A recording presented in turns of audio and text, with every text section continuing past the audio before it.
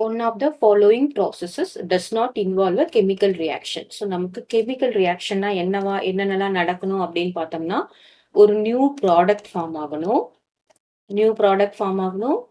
அப்புறம் என்னது new bond form ஆகணும். இந்த மாதிரி இருந்தா தான் நமக்கு அது என்ன சொல்லுவோம்? கெமிக்கல் ரியாக்ஷன் சொல்லுவோம். இப்போ இது என்ன சொல்லிருக்காங்க? Does not involve. அப்போ first melting of candle wax. So melting of candle wax when heated. இப்போ மெல்டிங்க்கும் பர்னிங் ஆஃப் கேண்டில் வேக்ஸ் இது ரெண்டுத்துக்கும் உங்களுக்கு வித்தியாசம் தெரியும். மெல்டிங் ஆஃப் கேண்டில் வேக்ஸ்னா கேண்டில் வேக்ஸ் எப்படி இருக்கும்? சாலிட் ஸ்டேட்ல இருக்கும். சரியா? கேண்டில் வேக்ஸ் சாலிட் ஸ்டேட்ல இருக்கும். அது நம்ம மெல்டிங் பண்ணும்போது என்ன ஆகும்? லிக்விட் ஸ்டேட்டுக்கு மாறும்.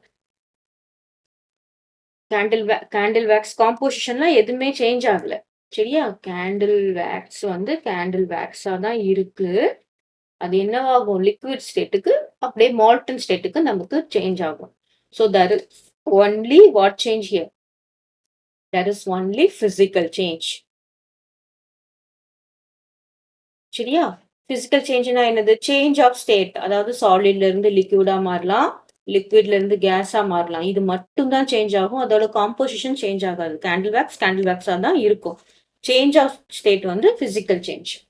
இப்போ நம்ம பி எடுத்துக்கிறோம். இப்போ பி எடுத்துக்கிட்டோம்னு வச்சுக்கோங்களேன். பர்னிங் ஆஃப் கேண்டில் பாருங்க, மெல்டிங்க்கும் பர்னிங்க்கும் வித்தியாசம் இருக்கு. இப்போ கேண்டில் வேக்ஸ நம்ம பர்ன் பண்றோம். ஸோ பர்ன் பண்ணும்போது என்ன ஆகுது அப்படின்னு பார்த்தோம்னா, அங்க கேண்டில் வேக்ஸ் கொஞ்சம் மெல்ட் ஆகும்.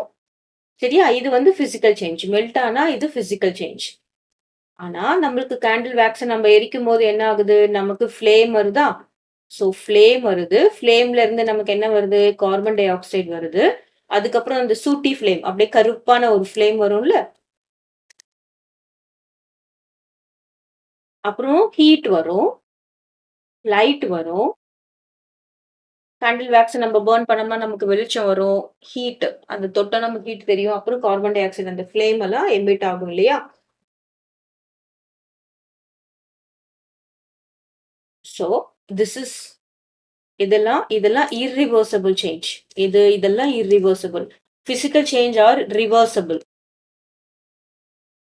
ரிவர்சிபிள்னா என்னது? நம்ம திரும்பவும் லிக்விட் ஸ்டேட்ல இருந்து சாலிட் ஸ்டேட்டுக்கு வந்துடலாம். ஆனா இதெல்லாம் irreversible.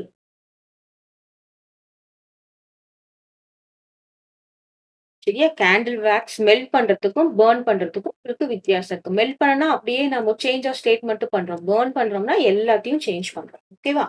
Next digestion of food in our stomach. கண்டிப்பா digestion of food in our stomach நமக்கு என்ன கிடைக்குது?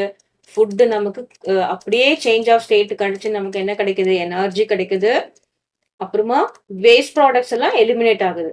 சரியா? வேஸ்ட் ப்ராடக்ட்ஸ் எல்லாம் எலிமினேட் ஆகுது. அப்போ ஃபுட் கம்ப்ளீட்டா சேஞ்ச் ஆகுது. Then that is chemical change. Ripening of banana. Ripening of banana என்னது? பனானா கொஞ்ச நாள் கழிச்ச உடனே என்ன ஆயிடும்? அப்படியே கருப்பா மாறிடும். கருப்பா மாறும்போது என்னது? there will be a change of state. Taste இல்லையா? Change of taste. அப்போ சேஞ்ச் ஆஃப் டேஸ்ட் நடக்கும்போது என்ன அர்த்தம்? அது கம்ப்ளீட்டா பனானாவோட காம்போசிஷன்ல இருந்து வேற என்னவோ மாறிடுச்சு.